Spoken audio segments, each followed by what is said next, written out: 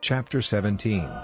And when David had gone a little way past the top of the slope, Ziba, the servant of Mephibosheth, came to him, with 2 asses on which were 200 cakes of bread and 100 stems of dry grapes and 100 summer fruits and a skin of wine. And David said to Ziba, "What is your reason for this?"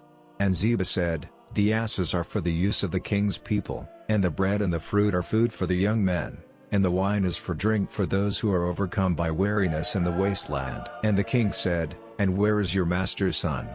And Ziba said, "He is still at Jerusalem, for he said, 'Today Israel will give back to me the kingdom of my father.'"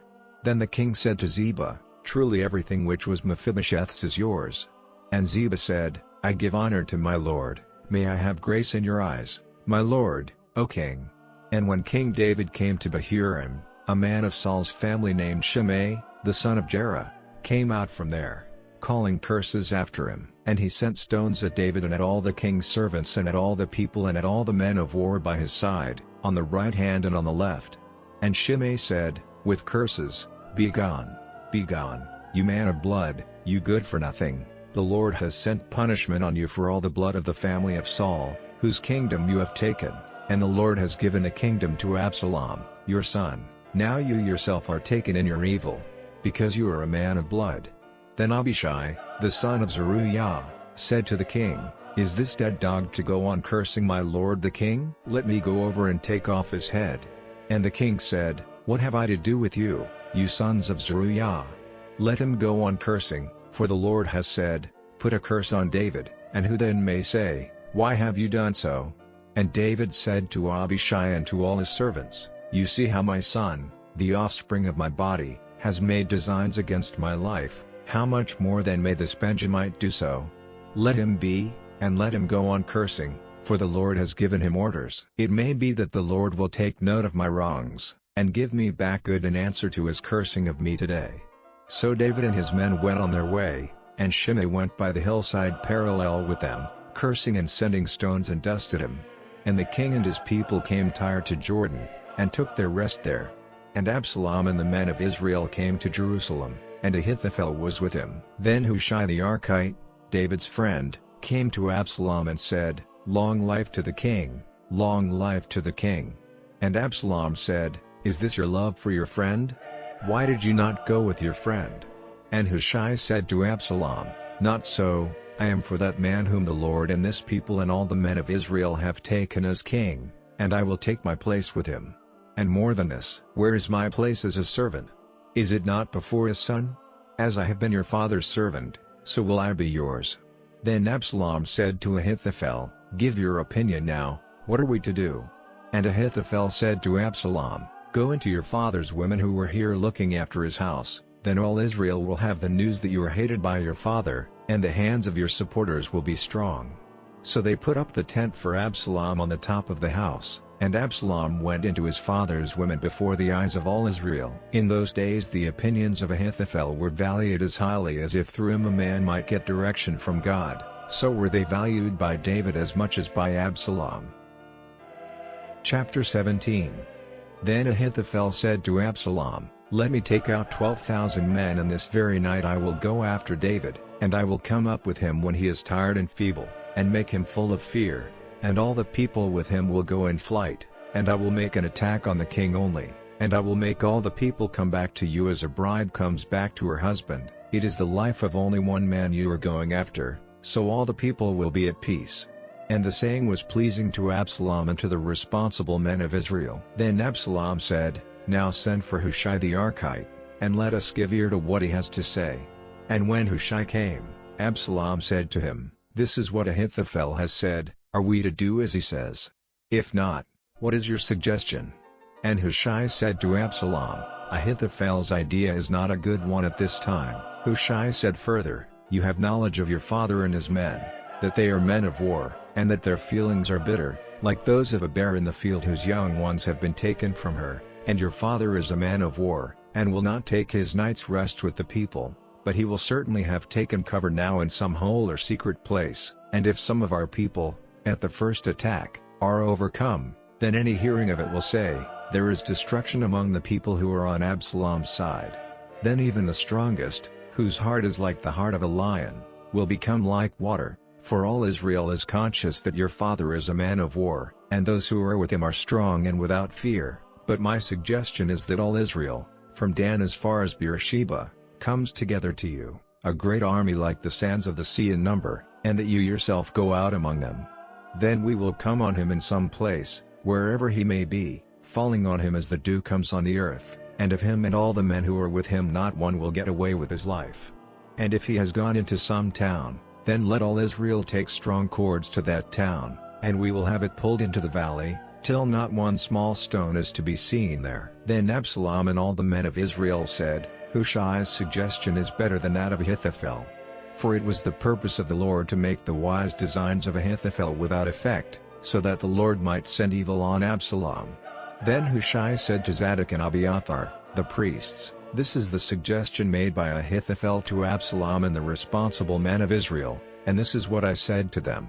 So now send the news quickly to David, and say, Do not take your night's rest by the way across the river to the wasteland, but be certain to go over, or the king and all the people with him will come to destruction. Now Jonathan and Ahimaaz were waiting by En-Rogel, and a servant girl went from time to time and gave the news, and they went with the news to King David, for it was not wise for them to let themselves be seen coming into the town. But a boy saw them, and gave word of it to Absalom, so the two of them went away quickly, and came to the house of a man in Bahurim who had a water hole in his garden, and they went down into it. And a woman put a cover over the hole, and put crushed grain on top of it, and no one had any knowledge of it. And Absalom's servants came to the woman at the house and said, Where are Ahimaaz and Jonathan? And the woman said to them, They have gone from here to the stream. And after searching for them, and seeing nothing of them, they went back to Jerusalem. Then after the servants had gone away, they came up out of the water hole and went to give King David the news, and they said, Get up and go quickly over the water, for such and such are Ahithophel's designs against you. So David and all the people who were with him went up over Jordan. When dawn came, every one of them had gone over Jordan.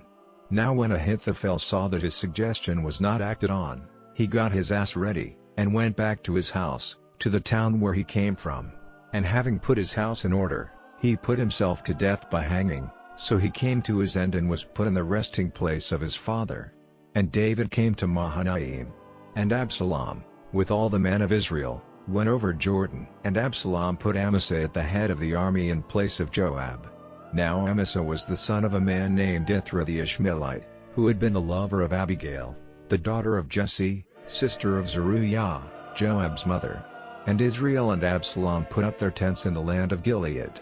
Now when David had come to Mahanaim, Shobi, the son of Nahash of Rabbah, the Ammonite, and Machir, the son of Amiel of Lo-Debar, and Barzillai the Gileadite of Rogelim, came with beds and basins and pots, and grain and meal, and all sorts of dry foods, and honey and butter and sheep and milk cheeses, for David and his people, for they said, This people is in the wasteland, needing food and drink and rest.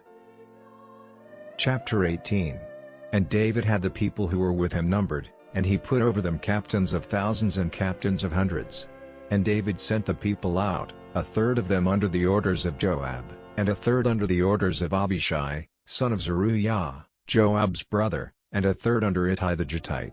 And the king said to the people, And I myself will certainly go out with you. But the people said, It is better for you not to go out, for if we are put to flight, they will not give a thought to us, and if death overtakes half of us, it will be nothing to them. But you are of more value than 10,000 of us, so it is better for you to be ready to come to our help from this town. And the king said to them, I will do whatever seems best to you. So the king took his place by the door of the town, and all the people went out by hundreds and by thousands. And the king gave orders to Joab and Abishai and Ittai, saying, Because of me, be gentle to the young man Absalom. And this order about Absalom was given in the hearing of all the people. So the people went out into the field against Israel, and the fight took place in the woods of Ephraim. And the people of Israel were overcome there by the servants of David, and there was a great destruction that day, and 20,000 men were put to the sword. And the fighting went on over all the face of the country, and the woods were responsible for more deaths than the sword. And Absalom came across some of David's men. And Absalom was seated on his mule, and the mule went under the thick branches of a great tree, And his head became fixed in the tree, and he was lifted up between earth and heaven, and the beast under him went on. And a certain man saw it and said to Joab, I saw Absalom hanging in a tree. And Joab said to the man who had given him the news, If you saw this, why did you not put your sword through him, and I would have given you 10 bits of silver and a band for your robe? And the man said to Joab, Even if you gave me 1,000 bits of silver, I would not put out my hand against the king's son, for in our hearing the king gave orders to you and Abishai and Ittai, saying, Take care that the young man Absalom is not touched. And if I had falsely put him to death, and nothing may be kept secret from the king, you would have had nothing to do with me. Then Joab said, I would have made it safe for you. And he took 3 spears in his hand, and put them through Absalom's heart, while he was still living, in the branches of the tree. And 10 young men, servants of Joab, came round Absalom and put an end to him. And Joab had the horn sounded, and the people came back from going after Israel, for Joab kept them back. And they took Absalom's body and put it into a great hole in the wood, and put a great mass of stones over it, and every man of Israel went in flight to his tent. Now Absalom, before his death, had put up for himself a pillar in the king's valley, naming it after himself, for he said, I have no son to keep my name in memory, and to this day it is named Absalom's pillar. Then Ahimaaz, the son of Zadok, said, Let me go and give the king news of how the Lord has done right in his cause against those who took up arms against him. And Joab said, You will take no news today, another day you may give him the news, but you will take no news today, because the king's son is dead. Then Joab said to the Cushite, Go and give the king word of what you have seen. And the Cushite, making a sign of respect to Joab, went off running. Then Ahimaaz, the son of Zadok, said to Joab again, Whatever may come of it, let me go after the Cushite. And Joab said, Why have you a desire to go, my son, seeing that you will get no reward for your news? Whatever may come of it, he said, I will go. Then he said to him, Go. So Ahimaaz went running by the lowland road and overtook the Cushite. Now David was seated between the 2 town doors, and the watchman went up to the roof of the doorways, on the wall, and, lifting up his eyes, saw a man running by himself. And the watchman gave news of it to the king. And the king said, If he is coming by himself, then he has news. And the man was traveling quickly, and came near. Then the watchman saw another man running, and crying out in the direction of the door he said, Here is another man running by himself. And the king said, He, like the other, comes with news. And the watchman said, It seems to me that the running of the first is like the running of Ahimaaz, the son of Zadok. And the king said, He is a good man, and his news will be good. And Ahimaaz, crying out to the king, said, It is well. And falling down before the king, with his face to the earth, he said, May the Lord your God be praised, who has given up the men who took up arms against my lord the king. And the king said, Is it well with the young man Absalom? And Ahimaaz said in answer, When Joab sent me, your servant, I saw a great outcry going on, but I had no knowledge of what it was. And the king said, Get back and take your place here. So turning to one side, he took his place there.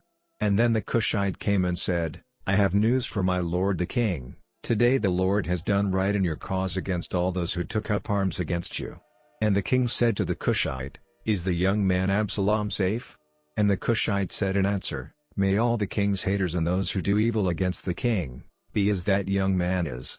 Then the king was much moved, and went up into the room over the door, weeping, and saying, O my son Absalom, my son Absalom, if only my life might have been given for yours, O Absalom, my son, my son.